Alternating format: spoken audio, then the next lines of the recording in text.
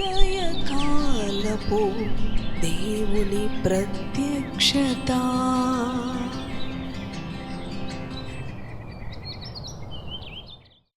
Praise the lord, హల్లెలూయా. ప్రభునందు ప్రియ దేవుని బిడ్డలారా, ప్రభు యొక్క అత్యంత కృపను బట్టి మరి యొక్క ఉదయకాల దేవుని ప్రత్యక్షపు వాక్కులోనికి వచ్చి ఉన్నాము. అవును, ఆయన ప్రత్యక్షపు వాక్కు మన జీవితాలకు మేలును కలుగచేస్తూ ఉన్నది. ప్రతి ఉదయము లేచి ప్రభు యొక్క ప్రత్యక్షపు వాక్కును ధ్యానించుట ద్వారా మన కలవరముల నుంచి, మన భయముల నుంచి, మన విచారముల నుంచి, మన సమస్యల నుంచి మనకి విడుదల లభిస్తూ ఉన్నది. కనుక ప్రతి ఉదయము దేవుని మాట వినుట, ధ్యానించుట మనకు ఆశీర్వాదకరము. మన పరిశుద్ధ గ్రంథాలను తెరిచి కీర్తనల గ్రంథము 101వ అధ్యాయం 6వ వచనమును చదువుకుందాం రండి. నా యొద్ద నివసించున్నట్లు దేశములో నమ్మకస్తులైన వారిని నేను కనిపెట్టుచున్నాను. నిర్దోష మార్గమందు నడుచువారు నాకు పరిచారకులగుదురు. హల్లెలూయా. దేవునికి స్తోత్రం. ప్రియ దేవుని బిడ్డ, దేవుని యొక్క ప్రత్యక్షపు వాక్కు మనకు అనుగ్రహించబడి ఉన్నది. ప్రభు అంటూ ఉన్నాడు కదా, ఆయన యొద్ద నివసించుటలో మరి ఎటువంటి అనుభవము కలిగి ఉన్న వారిని ఆయన కనిపెట్టి చూస్తూ ఉన్నాడు. మనము చదువుకున్నాం కదా, నా యొద్ద నివసించున్నట్లు దేశములో నమ్మకస్తులైన వారిని ఆయన కనిపెట్టి చూస్తూ ఉన్నాడు. నిర్దోష మార్గమందు నడుచువారు, అవును ప్రియ దేవుని బిడ్డలారా, ఆయన యొద్ద నివసించేవారు, ఆయన సన్నిధి మనకి తోడుగా ఉండాలి అని మనము ఎప్పుడు కూడా ఆశిస్తూ ఉంటాము. ప్రభు యొద్ద మనము ఉండడానికి, ప్రభు మనతో ఉండడానికి, అవును ప్రియ దేవుని బిడ్డలారా, దేశములో నమ్మకస్తులైన వారిని ఆయన కనిపెట్టి చూస్తూ ఉన్నాడు. నిర్దోష మార్గమందు నడుచువారు నాకు పరిచారకులగుదురు అని ప్రభు వాక్కు మనకు ప్రత్యక్షపరచబడి ఉన్నది.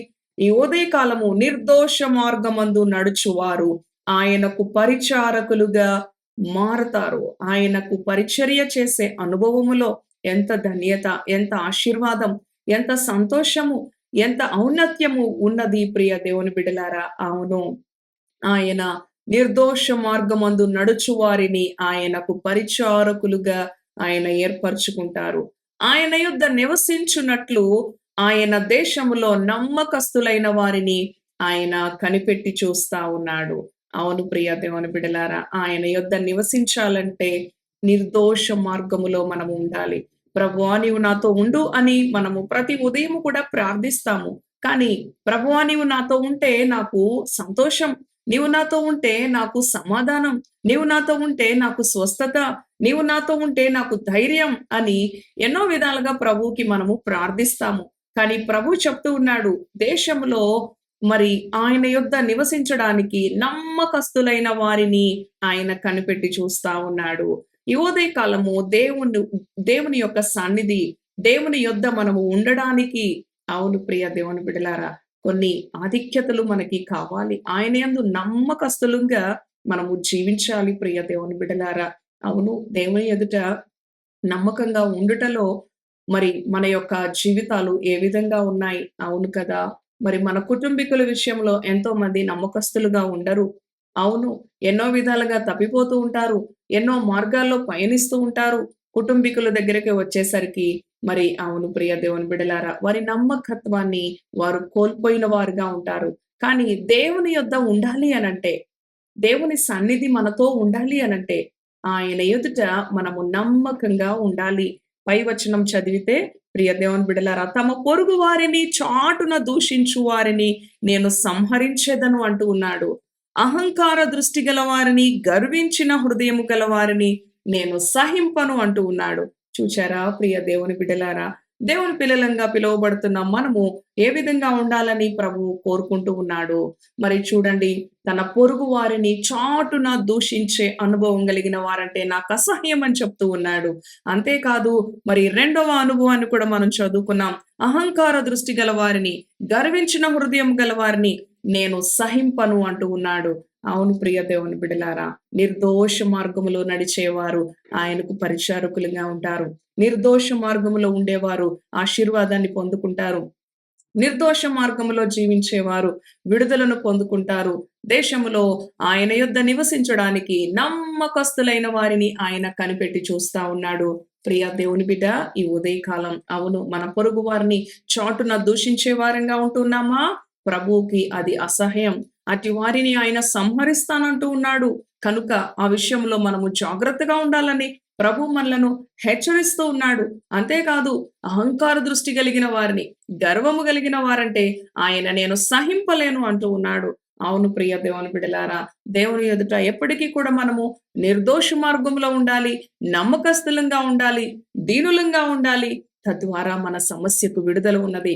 తద్వారా మన యొక్క మరి ప్రతి భయమునకు, ప్రతి కలవరమునకు, ప్రతి ఆందోళన కలిగించే రోగమునకు ఆయన యొద్ద పరిష్కారం ఉన్నది. కనుక మనము చేయవలసినది ఒక్కటే, దేవుని ఎదుట నమ్మకంగా జీవిస్తున్నామా లేదా? దేవుని మార్గములో నిర్దోషంగా నడుస్తున్నామా లేదా?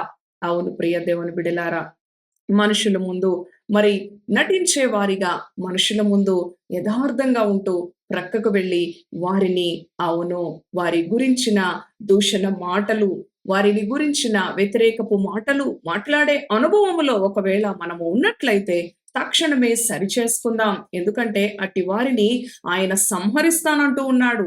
అట్టి వారిని ఆయన సహించలేను అంటూ ఉన్నాడు. కనుక అవును ప్రభువా, ఎన్నటెన్నటికీ కూడా నీ ఎదుట నమ్మకత్వముగా ఉండడానికి, ఎన్నటెన్నటికీ కూడా నీ ఎదుట నిర్దోష మార్గములో నడవడానికి నీ కృప నాకు కావాలి ప్రభువా. అనేక మార్లు ఒకవేళ తప్పిపోతున్నానేమో, నన్ను బలపరచు అని దేవుని ఎదుట మనలను మనము సరి చేసుకున్నప్పుడు ప్రియ దేవుని బిడ్డ, ఆయన నిన్ను దృష్టించే దేవుడు, ఆయన నిన్ను కనిపెట్టి చూచే దేవుడు, ఆయన నిన్ను ఆశీర్వదించే దేవుడు. నీ పరిస్థితులు ఏవైనప్పటికీ కూడా దేవుని వాక్యం బోధిస్తున్న అనుభవంలో మనలను మనము సరిదిద్దుకున్నప్పుడు, మనలను మనము సరి చేసుకున్నప్పుడు, దేవుని వాక్యానుసారంగా జీవించినప్పుడు ఆయన కృప మనకి లభిస్తుంది. ఆయన కృప ద్వారా సమస్త సమస్యలకు కూడా పరిష్కారము లభిస్తూ ఉన్నది, స్వస్థత లభిస్తూ ఉన్నది, విడుదల లభిస్తూ ఉన్నది. కనుక ఆయన ఎదుట నివసించేవారు మరి నమ్మకస్తులుగా ఉండాలని ఆయన కనిపెట్టి చూస్తూ ఉండగా, ప్రభువా నీ ఎదుట నన్ను నమ్మకస్తుడునిగా తను సరిచేయి. ఎలాంటి మోసం, ఎలాంటి పాపం, ఎలాంటి చెడు నాలో ఉండకుండా నన్ను పవిత్రపరచు అని ఈ ఉదయకాలం దేవుని సన్నిధిలో నిన్ను నీవు దేవునికి అప్పగించుకో. ఆయనతో ఈ దినచర్యను ప్రారంభించు. దేవుని యొక్క అద్భుతాన్ని నీ జీవితంలో తక్షణమే చూస్తావు. ప్రియ దేవుని బిడ్డ, తలలు వంచండి, ప్రార్థన చేసుకుందాం.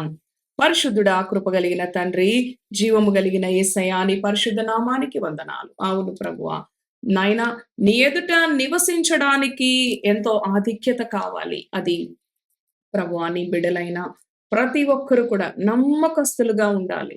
అవును ప్రభువా, నేను దేవుని దగ్గర ఉన్నాను, ఆయన యొద్ద నేను ఉన్నాను అని ప్రభువా ఎవరికి వారు చెప్పుకోవటం కాదు, కానీ నీ ఎదుట ఉండాలి అంటే నమ్మకస్తులుగా ఉండాలి, యథార్థవంతులుగా ఉండాలి, పరిశుద్ధులుగా ఉండాలి. అవును ప్రభువా తండ్రి, అటువంటి అనుభవంలో లేకుండా ఎన్నో విధాలుగా భ్రమలో ఉన్న బిడ్డలు ఎంతో మంది ఉన్నారు ప్రభువా. తండ్రి నీకు స్తోత్రాలు. నిర్దోష మార్గమందు నడుచువారు నీకు పరిచారకులుగా ఉంటారు. పొరుగు వారిని ప్రక్కకు వెళ్లి దూషించేవారుగా ఉండకుండా అసహ్యకరమైన అనుభవాలు, గర్వముతో కూడిన అనుభవం, అహంకారమైన అనుభవం నీవు సహింపలేవు ప్రభువా. నిర్దోషులుగా, నిందారహితులుగా, నమ్మకస్తులుగా ఉన్నవారిని నీవు కనిపెట్టి చూస్తూ ఉన్నావు ప్రభువా. వారి యొద్దనే నీవు ఉంటావు తండ్రి, వారితోనే నీవు ఉంటావు తండ్రి. వారి సమస్యల్లో నీవు విడిపిస్తావు తండ్రి.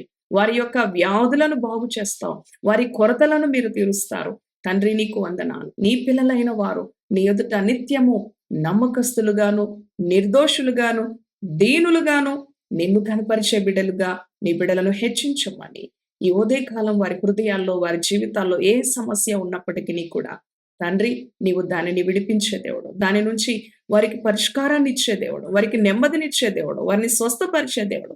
ఎప్పుడైతే నీ వాక్యం అనే అద్దములో సరి చేసుకుంటూ, సరిచూచుకుంటూ, సరిదిద్దుకుంటూ ఉన్న బిడ్డలను నీవు దృష్టించి హెచ్చించే దేవుడు. అటువంటి అనుభవంలో నీ పిల్లలందరినీ జ్ఞాపకం చేసుకోమని, ఈ దినమంతటికి కావాల్సిన నీ కృపతో నింపమని యేసు నామములో ప్రార్థిస్తున్నాము తండ్రి. Amen, amen. Praise the Lord. God bless you.